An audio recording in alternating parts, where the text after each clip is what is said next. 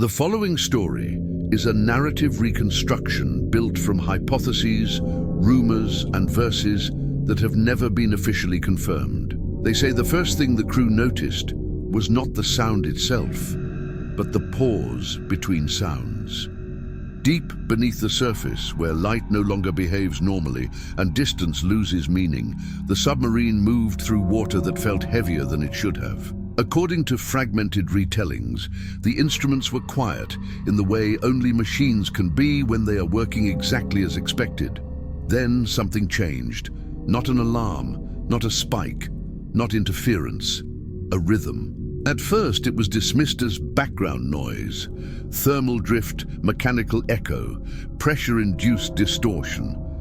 But as minutes passed, some aboard began to sense a pattern that refused to dissolve into randomness. Inhale, exhale, pause. Too slow to be machinery, too controlled to be current, too consistent to be chance. Some accounts claim the signal adjusted as the submarine adjusted. When speed changed, the rhythm tightened. When the vessel slowed, the sound lengthened, as if whatever produced it was listening. No one agrees on who noticed it first. Some say it was an experienced operator who had spent years surrounded by sound and silence. Others suggest it was a younger crew member, unsettled by how familiar the pattern felt. What unites the stories is the unease that followed, because the rhythm matched something every person aboard knew intimately. Human breathing, not labored, not panicked, measured, calm, aware. There were no vessels nearby, no known equipment capable of producing such a signature at that depth. And yet the sound persisted, close enough to be detected, distant enough to feel unreachable. Then came the detail that most retellings linger on. The rhythm began to change, not randomly. It began to synchronize, as if responding to the presence of living bodies sealed inside a metal hull, far below any environment meant to sustain them. Some say that was the moment the room fell silent, not because the signal stopped, but because no one was breathing normally anymore. Whatever was out there had found them, and it was doing something far more unsettling than approaching. It was matching them. Stories like this are rarely told directly. They surface in fragments, carried by people who never agree on details, but never forget the feeling. A sense that something occurred far beyond the reach of confirmation, something that slipped between protocol and perception. According to those who speak of it cautiously, the crew had been on a routine operation. Nothing unusual in its framing, nothing that suggested history would remember it. The environment, however, was unforgiving, depths where pressure reshapes both metal and expectation. Submarines, as some like to say, are designed to isolate. Sound travels differently there. Time stretches. The human body adapts in small, unnoticed ways. Breathing becomes louder. Thought becomes slower. Awareness sharpens not because of danger, but because of confinement. It is within this context that the signal appeared, not as a threat, not as a message, but as a presence. Those who recount the story emphasize the uncertainty surrounding interpretation. They insist that no one claimed to know what the signal was, only what it resembled. And resemblance, in places like that, can be more disturbing than certainty. If you choose to continue with this narrative, consider staying with it fully.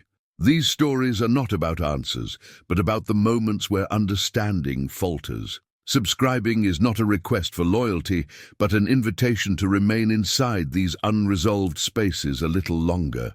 And if you feel inclined, share where you're listening from, because perspective changes when stories travel across distance. What follows is not a report.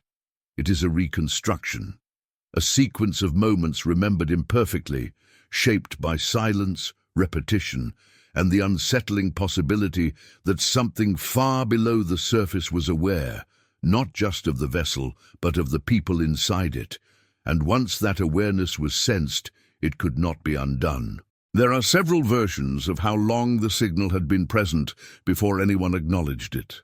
Some suggest it had always been there, buried beneath layers of mechanical noise and environmental distortion, indistinguishable from the constant murmur that defines life beneath the surface. Others believe it appeared suddenly, as if introduced rather than discovered. What remains uncertain is not its origin, but the moment it crossed from background into awareness. At first, no one spoke. The sound did not demand attention. It waited, a low, controlled pattern that blended easily into the submarine's internal rhythm, the hum of systems, the faint vibrations through metal, the distant pressure of water pressing in from every direction. Only when someone tried to isolate it did its structure become apparent. Inhale, exhale, pause. Too even to be turbulence, too deliberate to be drift. Some accounts say the operator responsible for monitoring audio feeds felt an instinctive hesitation before flagging it. Not fear exactly, more like recognition without context, a sense that labeling the sound would change it, that once acknowledged, it would no longer be neutral. When the signal was finally isolated, the room reportedly grew quieter, not because the sound vanished, but because everyone became aware of their own breathing. Submarines are sealed environments. You hear yourself more than you expect to. The sound of air moving in and out of your body becomes difficult to ignore when silence tightens around it. That was when the discomfort began. The rhythm did not fluctuate. It did not accelerate or slow in response to pressure changes. It remained steady, patient. Some versions suggest it persisted through minor course adjustments, holding its pace as if unaffected by movement. Others insist it reacted. When speed increased, the pause shortened. When the vessel eased back, the interval lengthened again. These details are debated, passed along cautiously, never confirmed, but they appear often enough to unsettle those who hear the story, because reaction implies awareness. No one on board suggested an explanation aloud, not because they lacked theories, but because none of them felt safe to articulate. Naming possibilities would make them real, and reality behaved differently at that depth. The environment itself encouraged restraint. Light was absent. External reference points were abstract. Everything depended on instruments and trust in systems, in training, in the assumption that what lay beyond the hull was indifferent to human presence. The signal challenged that assumption. Some accounts claim the breathing pattern was slightly irregular, not in a biological way, but in a way that suggested adaptation. As if the rhythm were testing variations, adjusting subtly, searching for alignment. Others insist it was perfectly consistent, which disturbed them even more. Perfection, down there, felt unnatural. As minutes passed, the crew became increasingly aware of their own physical responses. Shallow breaths, slower movements, a collective hesitation that had nothing to do with protocol. Fear was present, but it had not yet found language. It lived in the body first, in tightened shoulders, in the reluctance to speak, in the way eyes lingered on displays longer than necessary. One version of the story describes a crew member unconsciously matching their breathing to the signal. Another claims several did, without realizing it. This detail is often dismissed as exaggeration, yet it persists, perhaps because it captures the feeling more accurately than facts ever could. Synchronization, not forced, invited. The signal did not grow louder, it did not approach. It simply remained close enough to be undeniable, far enough to be unreachable, a presence without direction. There are whispers that someone finally asked whether the sound could be internal, an echo, a feedback loop, a reflection of the vessel's own systems. The suggestion was considered briefly, then abandoned. Internal systems, according to those familiar with the environment, do not breathe. They pulse, they cycle, they repeat. This did none of those things exactly.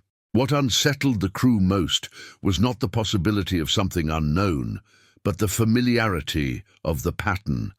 Every person aboard knew that rhythm from the inside. It was the first sound they ever made, and the last they expected to hear, echoed back at them in a place where no human could survive. The longer it continued, the harder it became to remember what silence had felt like before it began. Some accounts suggest the commanding presence ordered the signal logged and monitored, nothing more.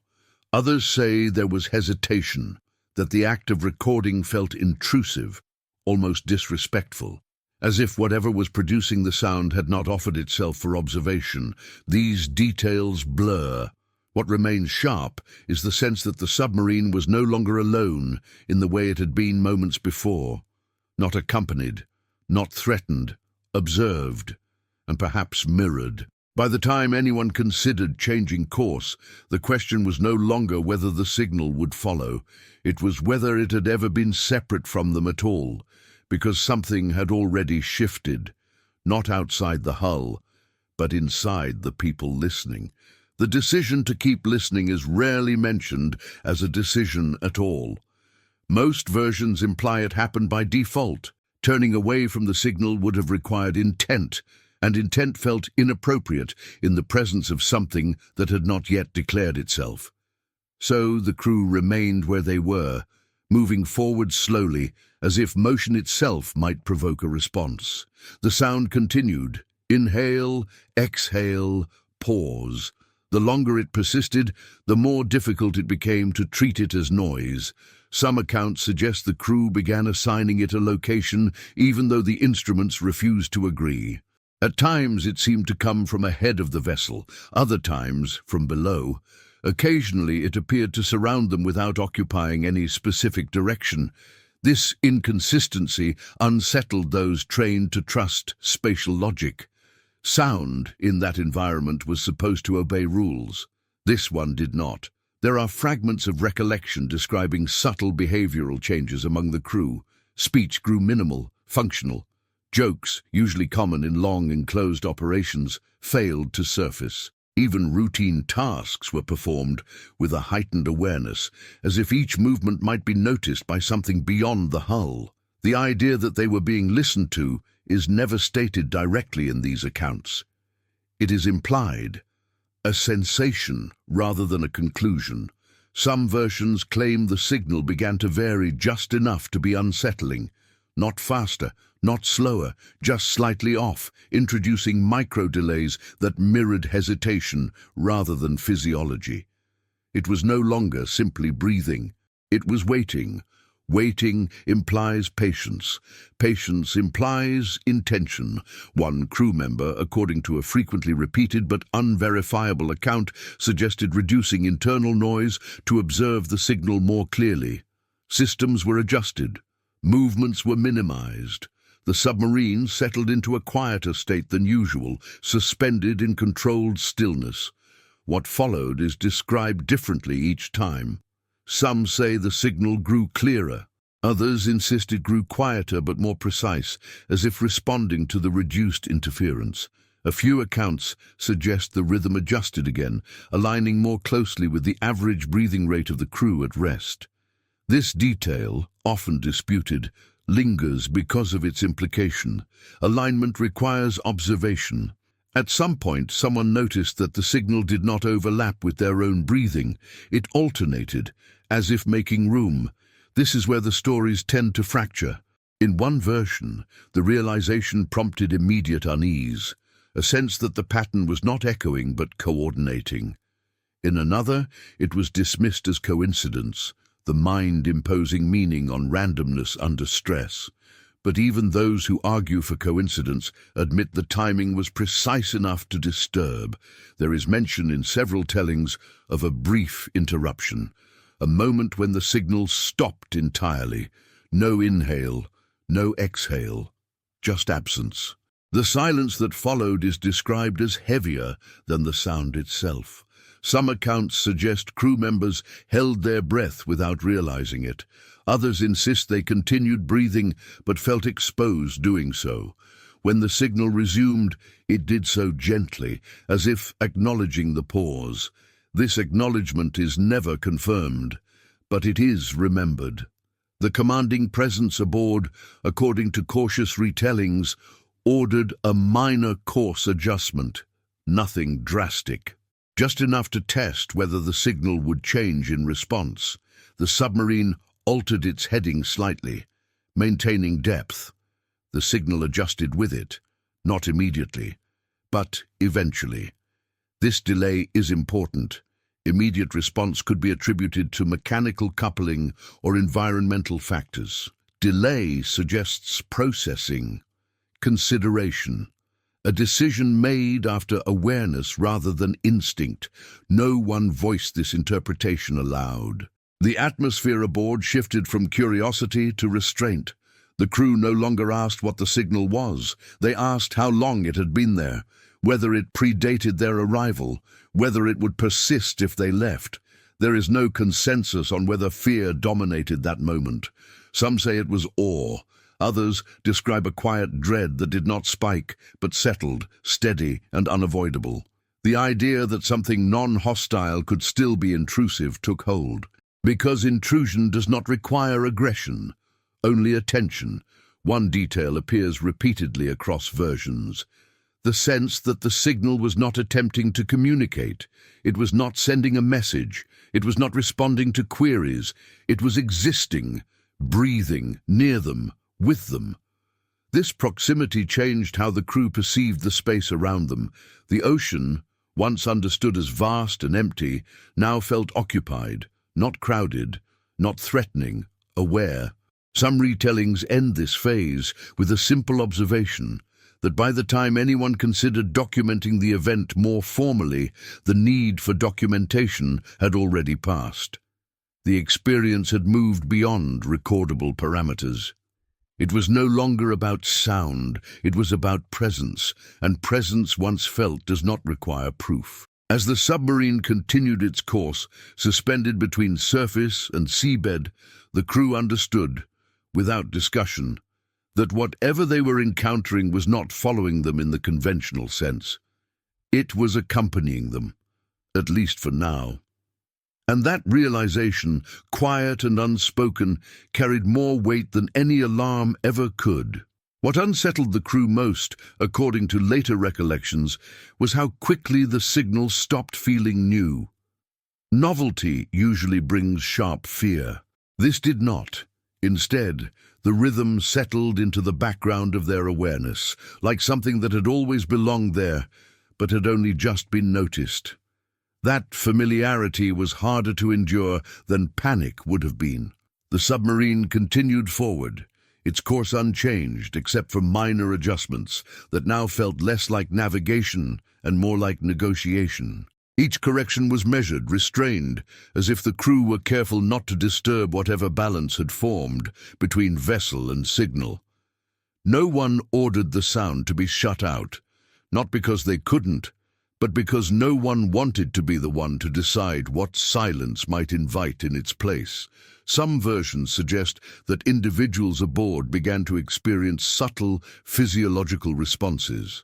Nothing dramatic, no alarms in the body, just an awareness of breath becoming intentional. Inhale monitored, exhale controlled, as if the act of breathing had shifted from automatic to observed. This self-awareness created an uncomfortable feedback loop. The more they noticed their own breathing, the more noticeable the signal became. The two rhythms existed side by side, distinct yet uncomfortably compatible. It was impossible to determine which one set the pace. There are accounts of crew members attempting to disrupt the synchronization deliberately. Quick breaths, delayed exhales, irregular pacing. These attempts, if they occurred at all, were private. Small rebellions carried out without announcement. What followed is unclear. Some claim the signal ignored these variations completely. Others insist it adjusted again, smoothing itself into a neutral cadence that seemed independent of individual behavior, but responsive to the group as a whole. This distinction matters. Responding to individuals suggests mimicry. Responding to the group suggests observation. The difference between the two is not technical, it is psychological.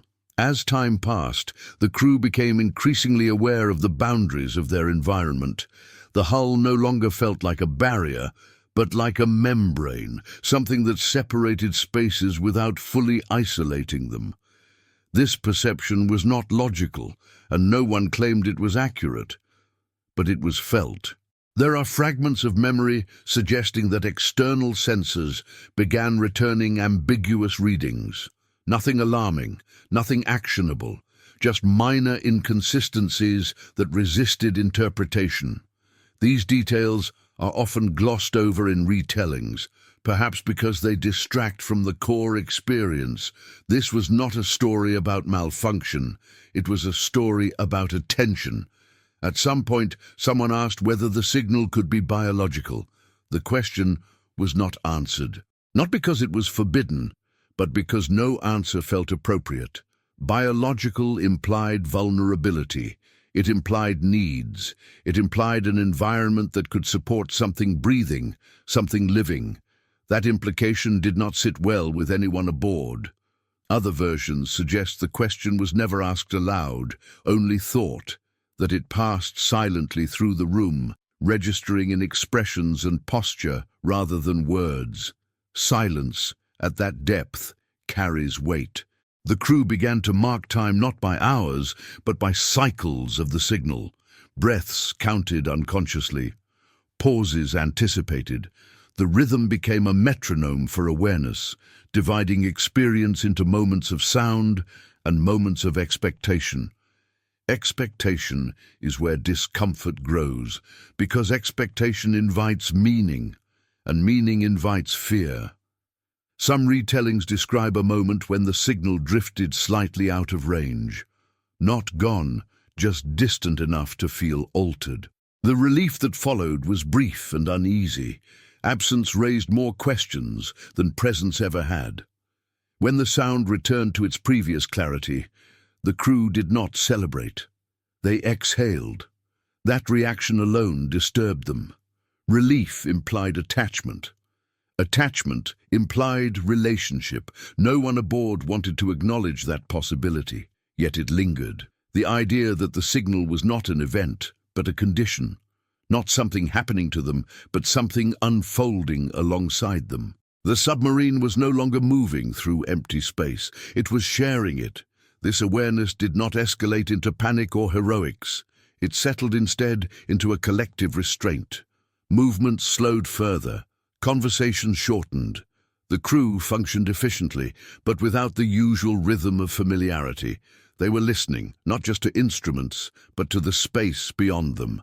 And the space, according to those who continue to tell this story, was listening back. Not with curiosity, not with urgency, but with a patience that felt unsettlingly deliberate, as if whatever was breathing beyond the hull had no need to rush, as if it had all the time the crew did not. And in that imbalance, something fundamental shifted. The submarine was still sealed, still operational, still moving forward, but the assumption that it was alone, truly alone, had quietly dissolved. And once that assumption vanished, it could not be restored. Because awareness once shared does not return to silence. There is no clear moment when the crew began to feel watched.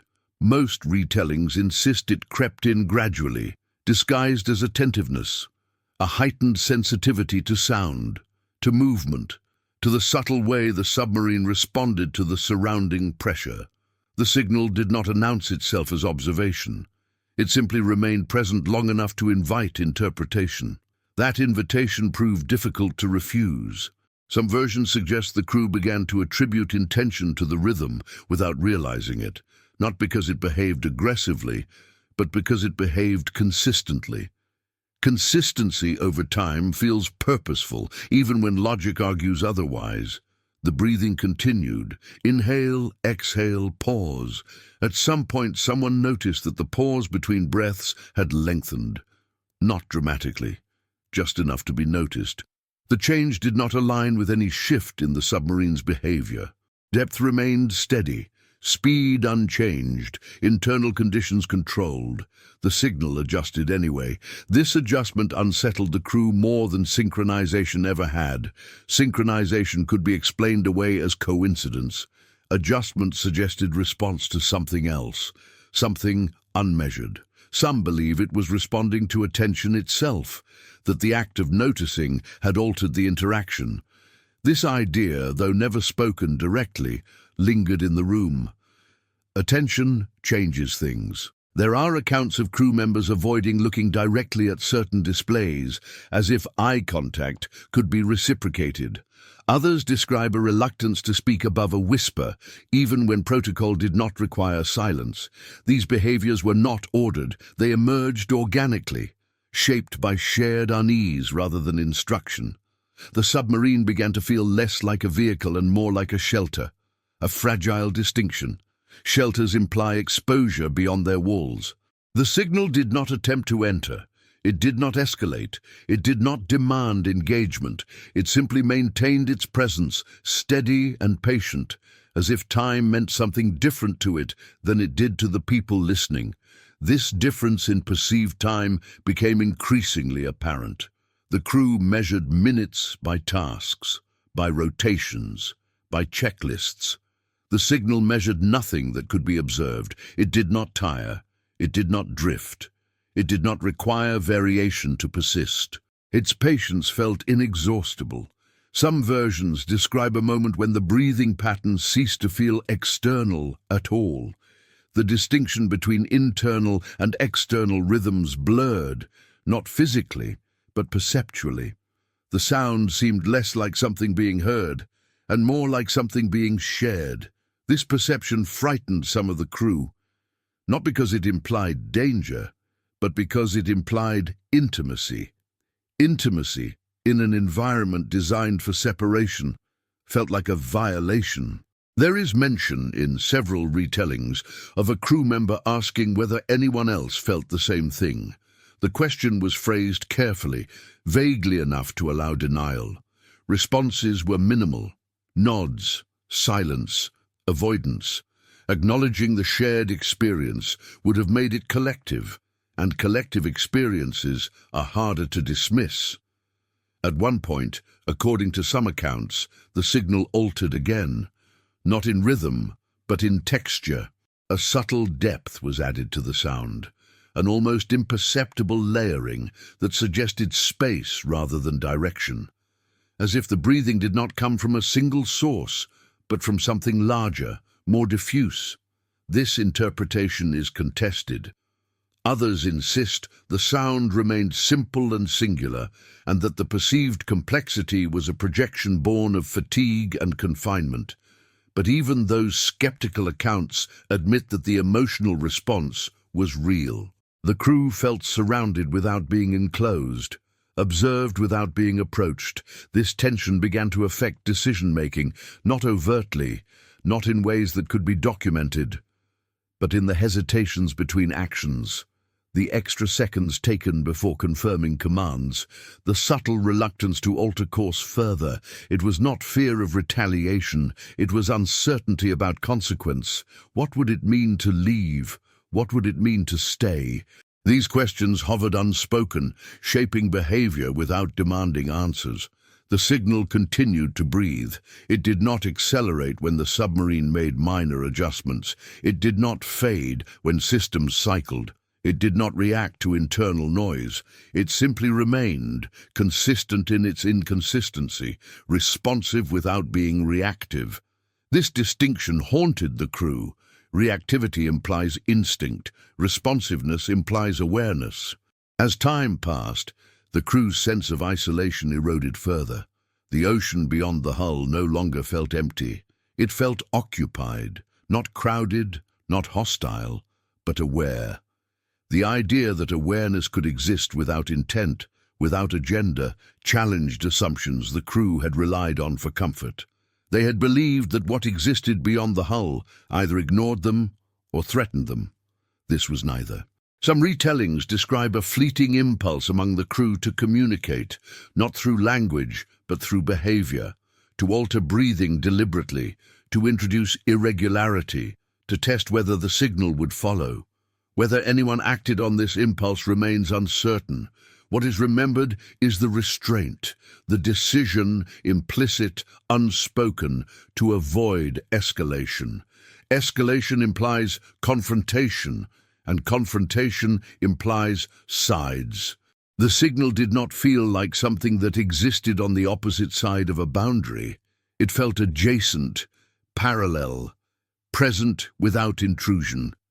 This ambiguity became the most unsettling aspect of the encounter, because threats can be planned for. Mysteries that do not announce themselves cannot.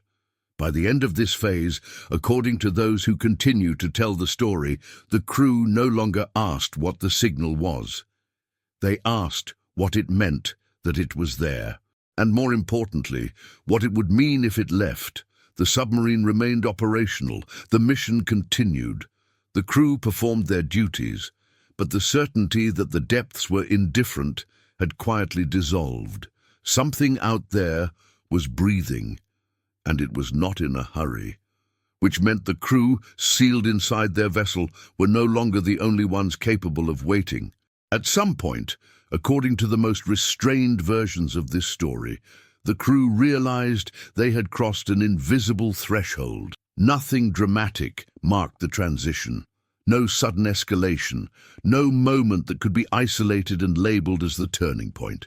Instead, there was a gradual understanding that whatever rules had governed the encounter at first were no longer sufficient.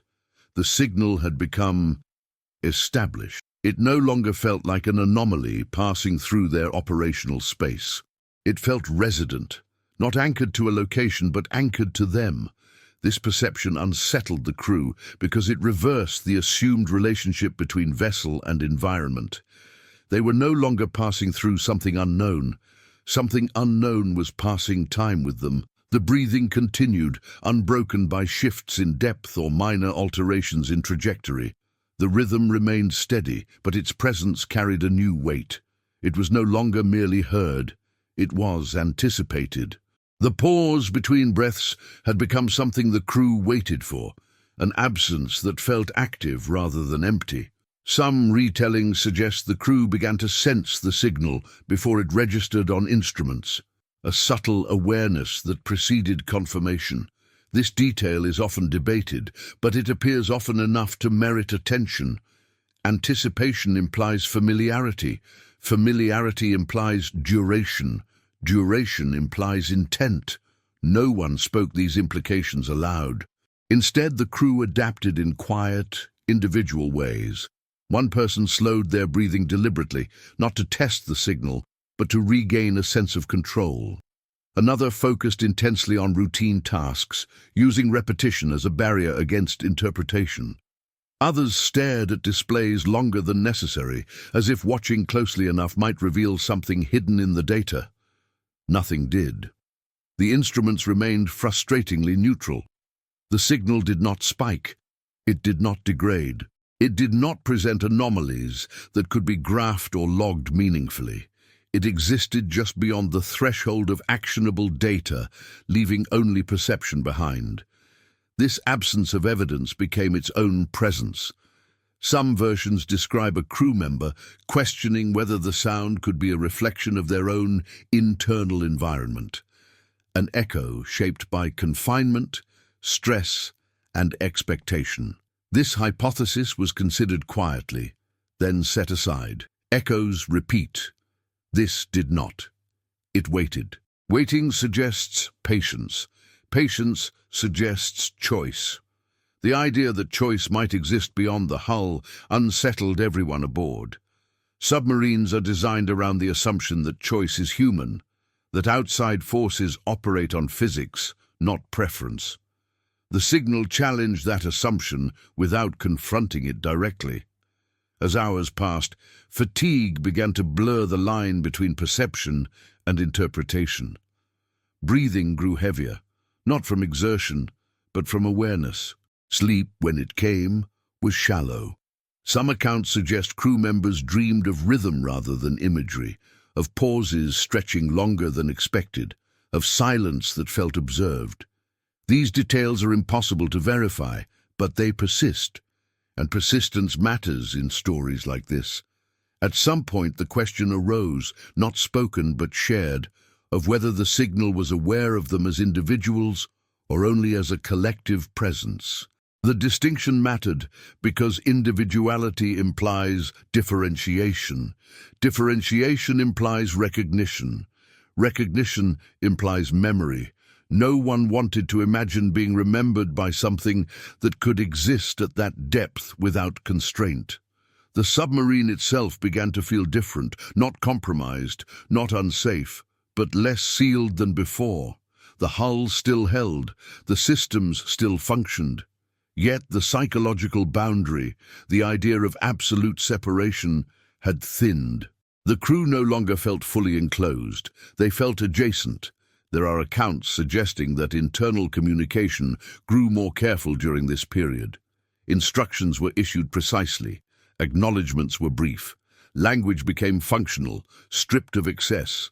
Humor disappeared entirely, not because of fear, but because it felt inappropriate. The situation did not feel threatening.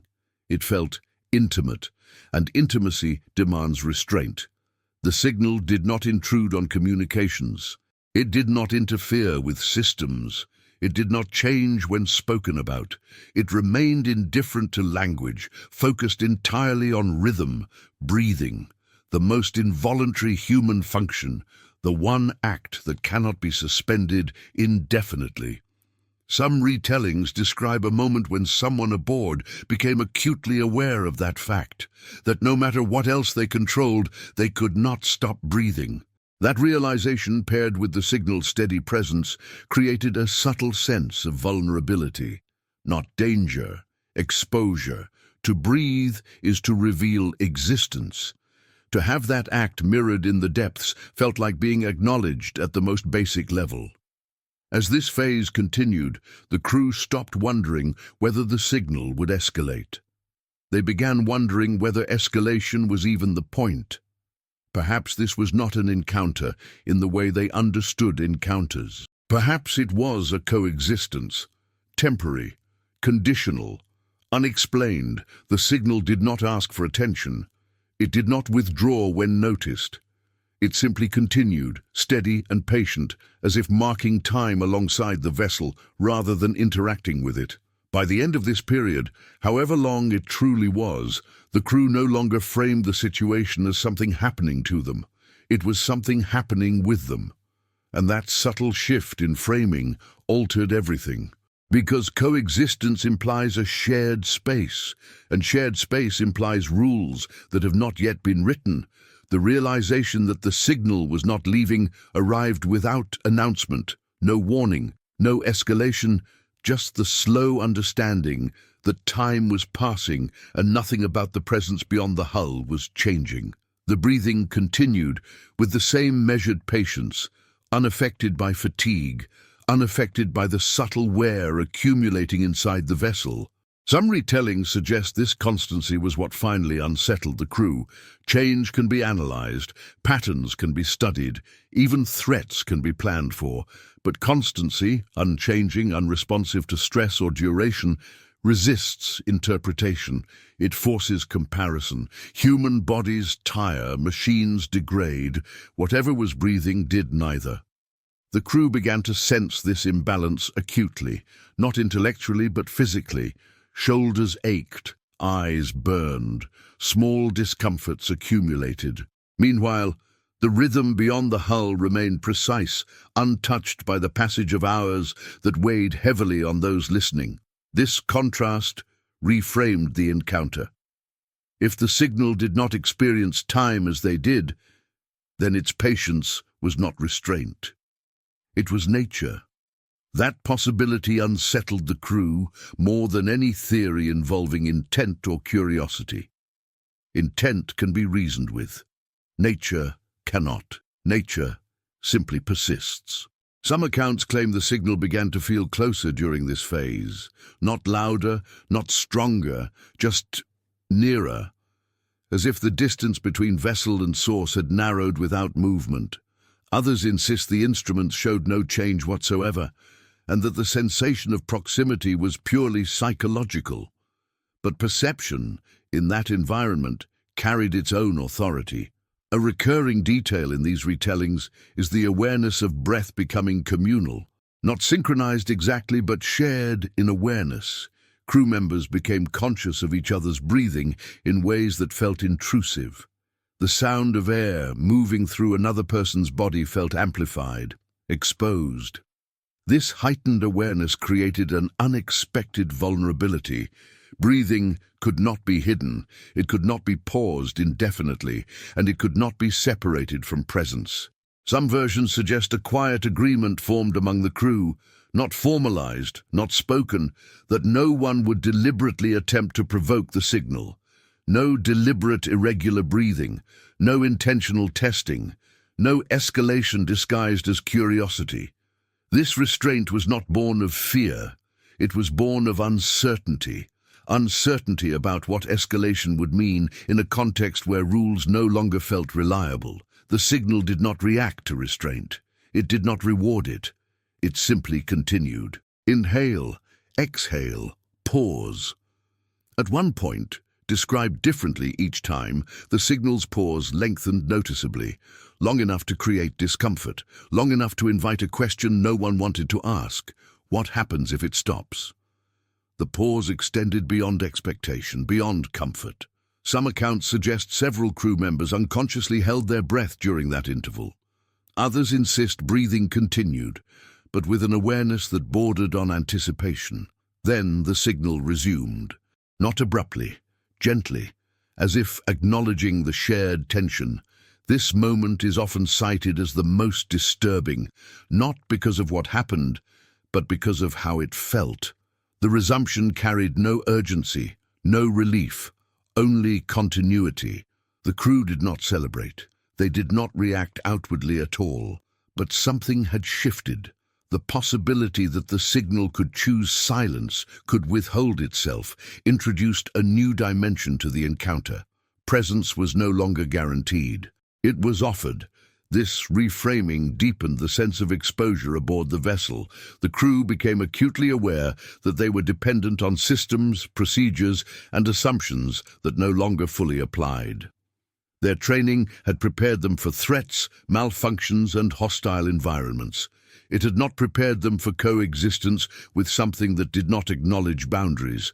Sleep deprivation began to take its toll. Thoughts blurred. Time lost its sharp edges. Some accounts suggest crew members experienced moments of dissociation, not panic, but detachment, a sense of observing themselves from a slight distance, as if awareness itself had become layered. These descriptions are often dismissed as stress responses, but the fact that they appear across multiple retellings keeps them alive. The signal, during all of this, remained unchanged. It did not intrude on dreams. It did not escalate during wakefulness. It did not respond to emotion. Its indifference to internal human states became increasingly apparent, and that indifference was not cold, it was neutral. This neutrality challenged assumptions the crew did not know they held. That awareness implies interest. That observation implies intent. That presence implies engagement. The signal offered none of those assurances. It simply existed. At some point, the crew began to wonder not whether they were being watched, but whether they were being included. Whether the rhythm was not an echo or imitation, but a parallel expression of existence. This thought was never voiced directly, but it lingered. The idea that something beyond the hull was not reacting to them, but sharing the same fundamental act, breathing, within the same span of time. Different bodies, different environments, same rhythm. This possibility destabilized the last remaining boundary, the belief that human experience was isolated by default. As this phase drew on, the crew no longer framed the encounter as something to be resolved. Resolution implied an ending, an exit, a return to previous assumptions. None of that felt possible anymore. The signal had not arrived as an intrusion. It had arrived as a condition. And conditions do not announce when they will pass. They simply remain until something changes. The crew understood this without discussion. Whatever was breathing beyond the hull was not waiting for them to act. It was waiting because waiting was not a limitation, and that realization that patience itself might be a form of existence followed them into the next phase of the encounter, where the question was no longer, "What is it?" but "What does it mean to be present together without agreement, without language, and without an ending in sight?" In the accounts that persist, this phase begins not with a change in the signal, but with a change in how the crew related to it. The breathing did not grow louder, it did not move closer, it did not alter its rhythm in any measurable way. Yet something had shifted. The crew no longer experienced the signal as an external phenomenon. It had become part of the operational environment, like pressure, temperature, or gravity, not something to confront, but something to factor in.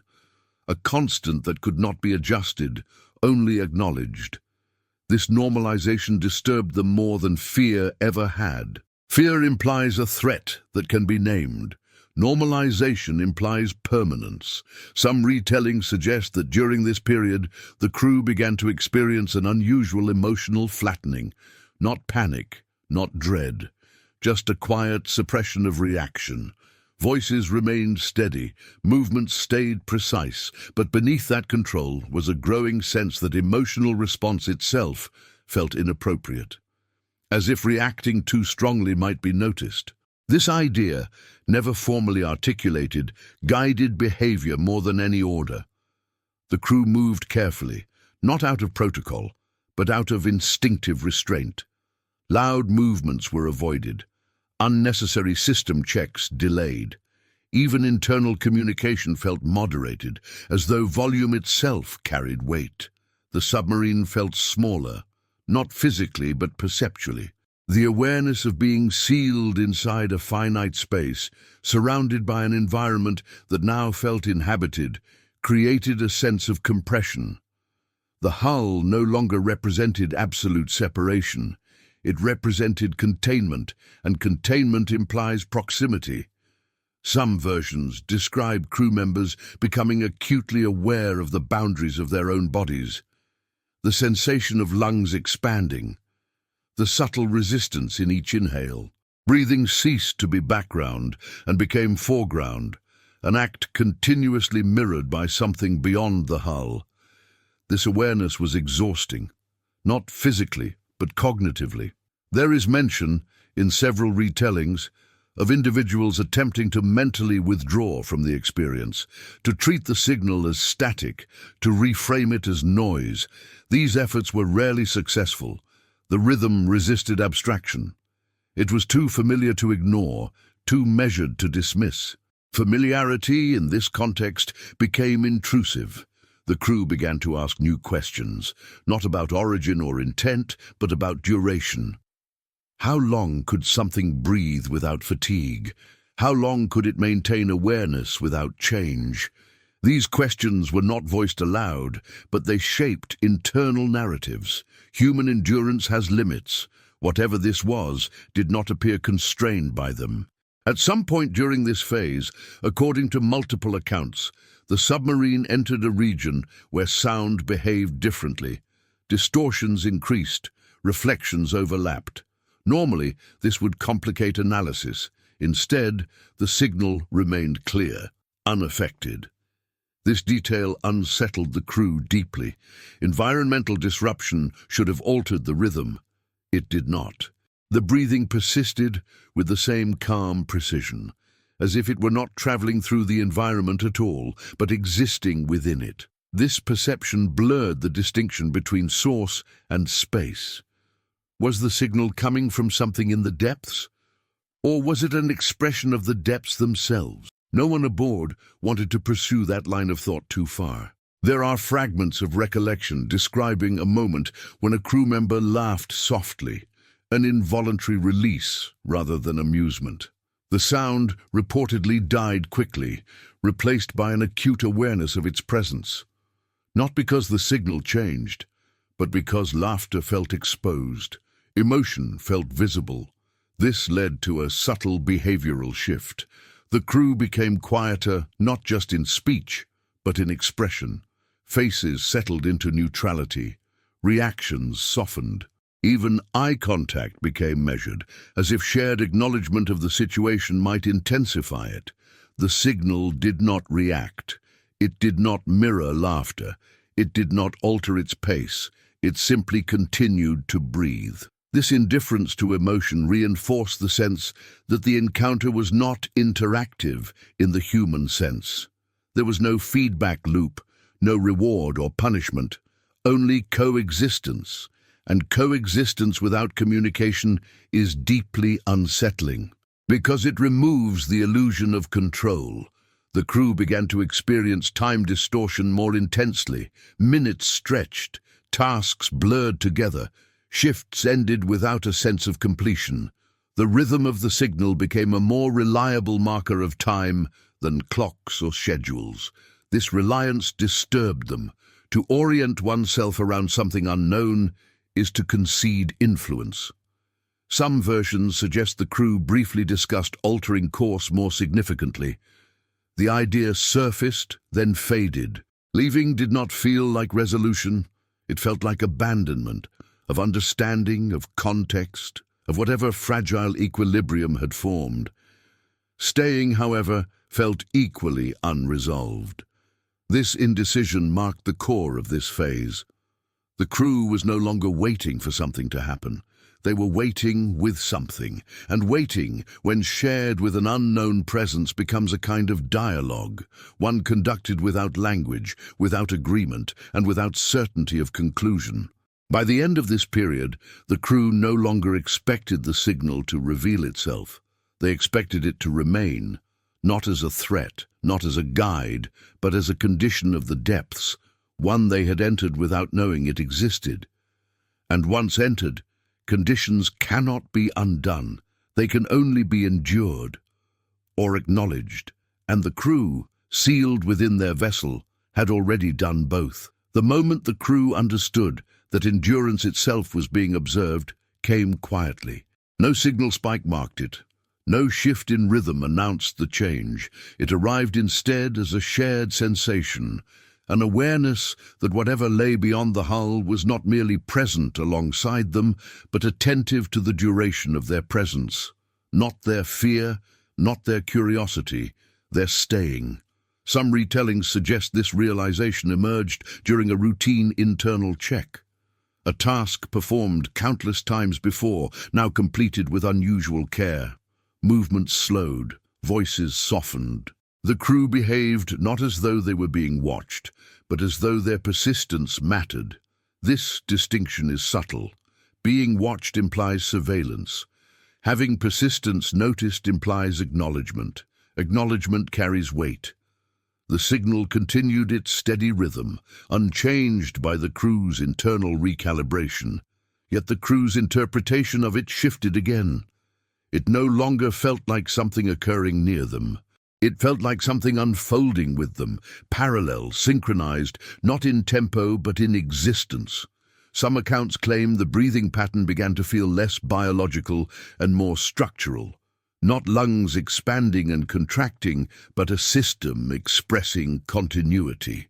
Others insist the biological resemblance remained unmistakable, which only deepened the discomfort. Both interpretations coexist in retellings. This ambiguity is important. If the signal was biological, then something was surviving where survival should not be possible.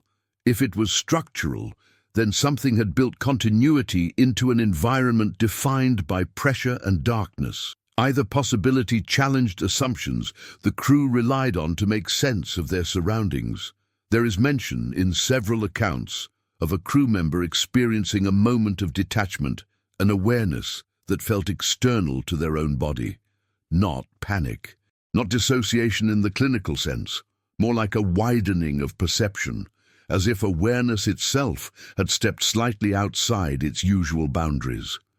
This experience is often dismissed as fatigue, But fatigue alone does not explain the shared nature of the shift that followed. Multiple crew members reported a similar sensation, not simultaneously, but within the same span of time. A sense that the submarine was not just a vessel moving through space, but an object held within a larger context. Held implies care. Care implies intention. No one wanted to draw that conclusion. The signal, still breathing, offered no confirmation.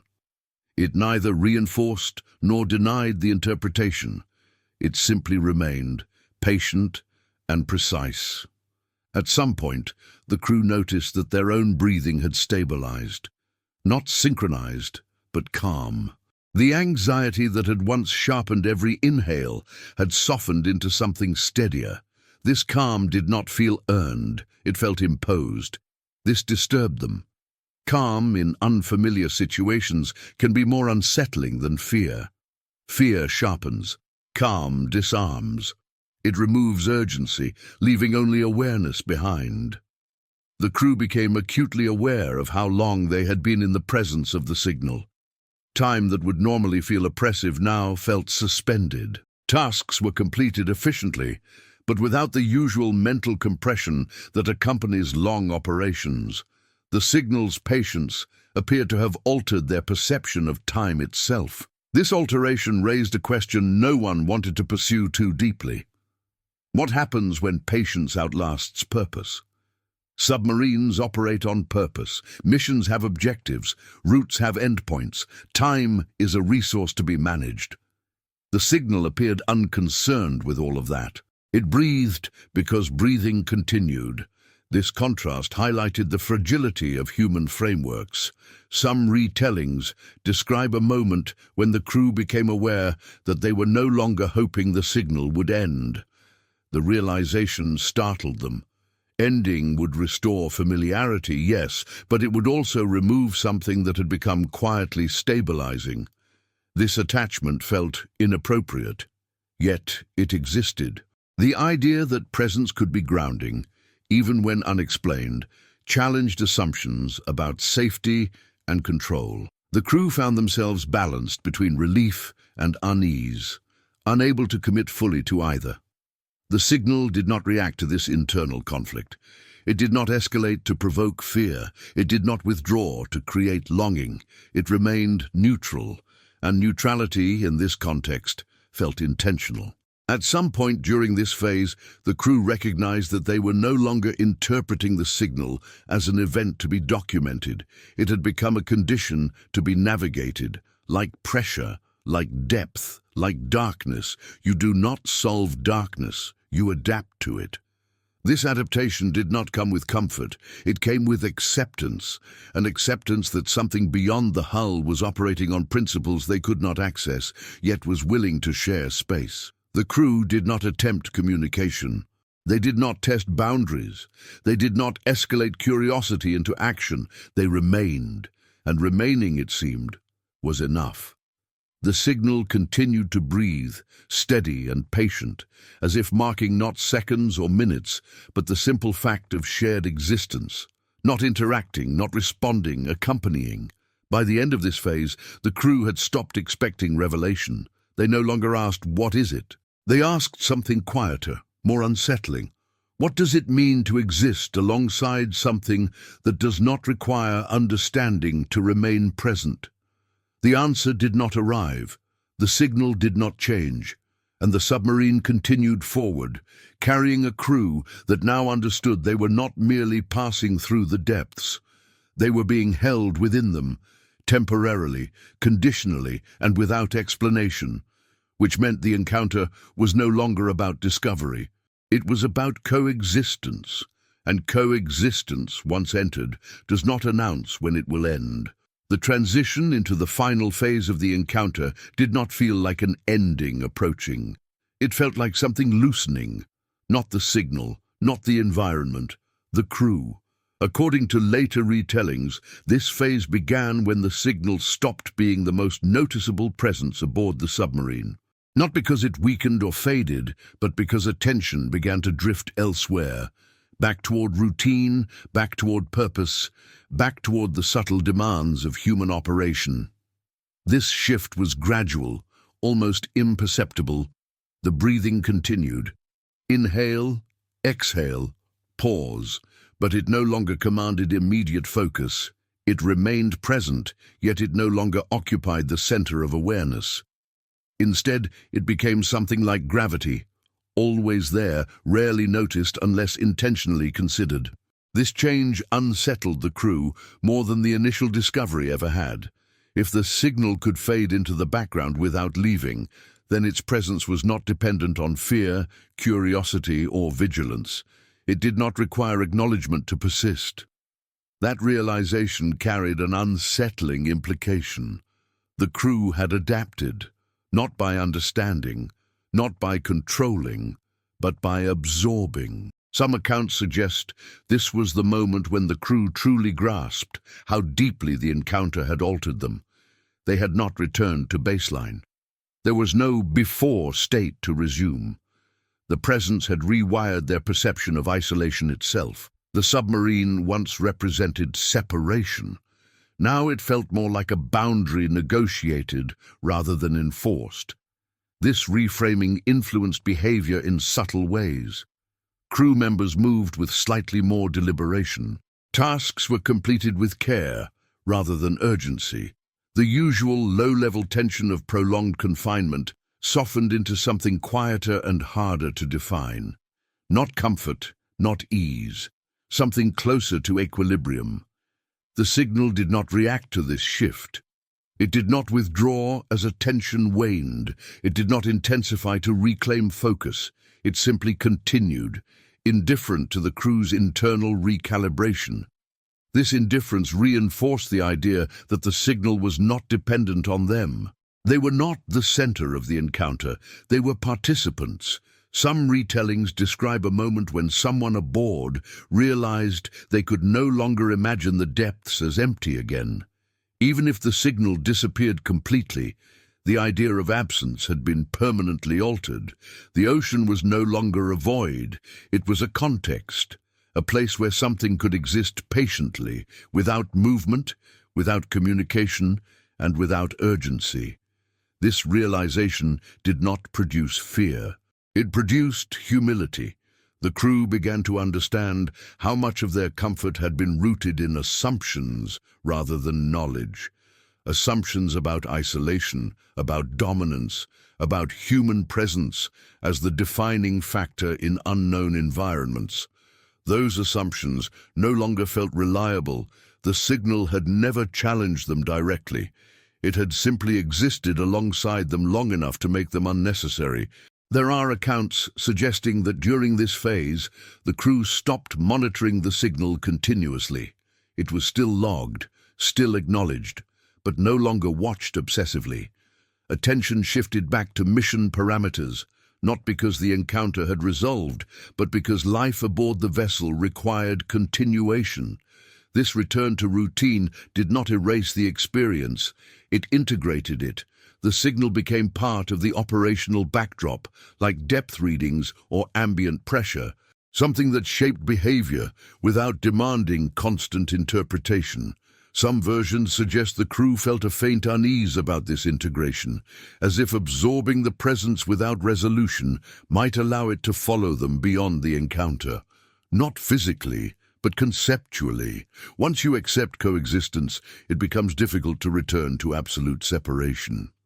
The idea that human activity could unfold in complete isolation now felt fragile. There is mention, in a few retellings, of a quiet moment when someone considered whether the signal would remain after the submarine departed the area, whether it would continue breathing, patient and unaffected, long after the vessel moved on. This thought carried a strange comfort, not reassurance, perspective. The crew were temporary. The environment was not. Whatever was breathing beyond the hull appeared unconcerned with missions, timelines, or conclusions. Its existence did not hinge on interaction. That realization reframed the encounter entirely. This had not been a moment of contact. It had been a moment of proximity. And proximity does not require exchange, it requires presence. As the submarine continued its course, the crew began to sense, without evidence, that the signal was no longer tracking their movement as closely. Not because it had withdrawn, but because tracking may never have been the point. The breathing remained steady, but the sense of accompaniment softened, like a presence that does not need to follow, because it does not need to go anywhere. This subtle loosening did not bring relief, it brought reflection. The crew understood that whatever they had encountered had not revealed itself because revelation was unnecessary. It had shared space without explanation, and that sharing alone had been sufficient to alter perception. By the end of this phase, the crew no longer wondered whether the signal would end. They wondered whether ending had ever been part of its nature. And in that uncertainty, they recognized something unsettling and undeniable, that some presences do not arrive to be understood. They arrive to be experienced, and once experienced, they do not need to remain to leave an impact. The breathing continued, but its meaning had shifted. It was no longer a mystery pressing inward. It was a reminder, quiet, steady, and unresolved, that the depths were not defined by emptiness. They were defined by patience, and patience, once witnessed, is not easily forgotten. No one can agree on the exact moment the signal began to recede. Some insist it never truly did. Others believe it was always fading, so gradually that the absence only became noticeable once it had already settled in. What remains consistent across retellings is this: there was no clear goodbye. The breathing did not stop abruptly, it did not fracture, it did not end mid-cycle, it simply became less present, not quieter in volume, but lighter in awareness. The rhythm that had once anchored the crew's attention now slipped between moments, audible only when deliberately sought. Inhale, exhale, pause, still there, but no longer insistent. This shift unsettled the crew in a way the initial discovery had not. Presence had been manageable. Absence invited interpretation. Some versions suggest the crew checked instruments repeatedly, searching for confirmation that nothing had changed. Others insist they avoided checking altogether, wary of transforming a subtle transition into a definitive event. Naming the moment felt unnecessary, almost intrusive. The signal had never announced itself. Why should its departure be different?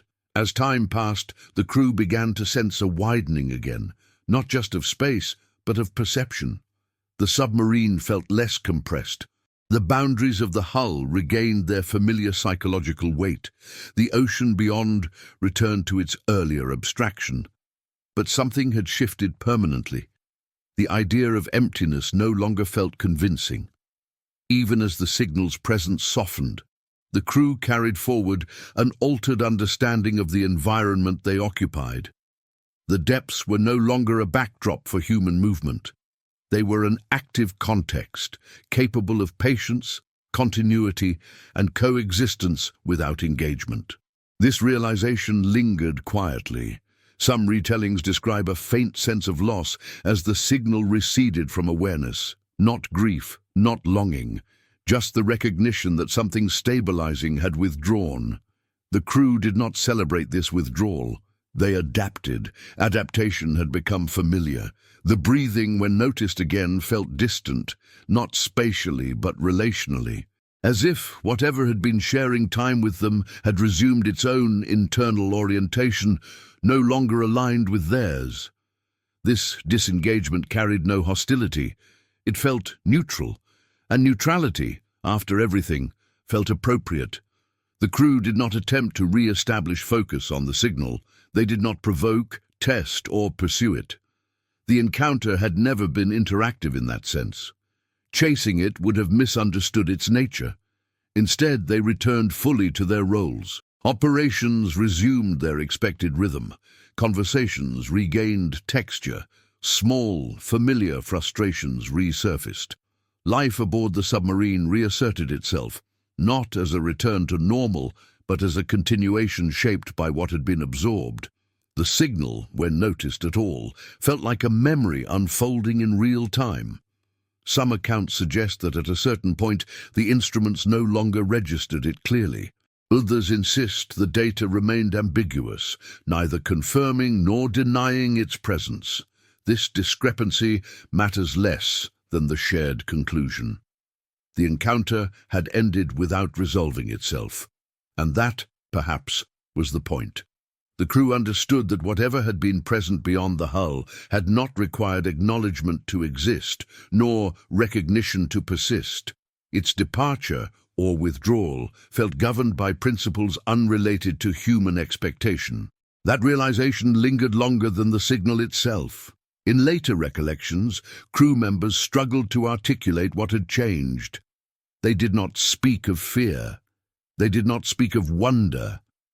They spoke instead of a quiet recalibration, a subtle shift in how they understood isolation, presence, and their place within environments they once believed were inert. The submarine eventually moved beyond the area where the signal had first been detected. Whether the signal remained behind or simply slipped out of awareness is impossible to determine. The stories diverge here, as they often do. What remains consistent is the absence of closure. No confirmation, no explanation, no definitive end. The breathing had not stopped. It had simply ceased to include them. This exclusion felt neither punitive nor deliberate. It felt natural, like a tide receding without regard for those who noticed its presence only when it was near. The crew carried this understanding forward, not as a warning, not as a revelation, but as a reminder that existence does not require interaction to be real, that awareness does not require intent to be meaningful, that proximity alone can alter perception without leaving evidence behind. By the time the encounter could have been discussed, documented, or contextualized, it had already slipped beyond those frameworks.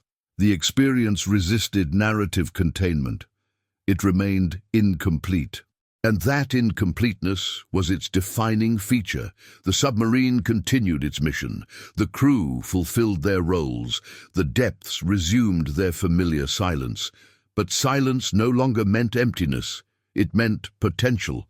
The possibility that something could exist patiently, without urgency or recognition, sharing time without engaging, and leaving without announcing itself. In the end, the crew did not describe what they had encountered.